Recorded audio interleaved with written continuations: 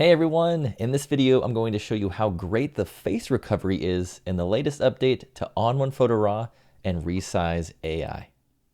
So in Photo RAW here, let's take a look at this family photo. If we look at the info, you can tell it's an incredibly small image. And this is the image at 100% of its size.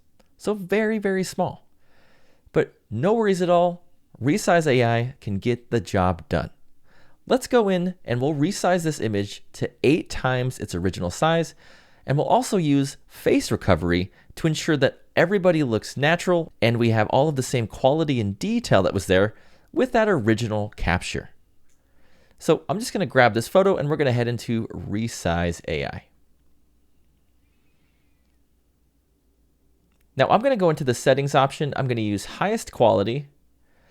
I'm going to resize it to 8 times its original size. And I'm also going to enable face recovery.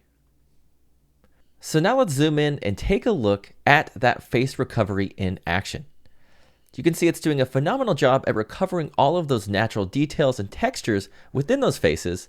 And it's also doing a great job at recovering the details and pixels within the clothes, hair, and skin.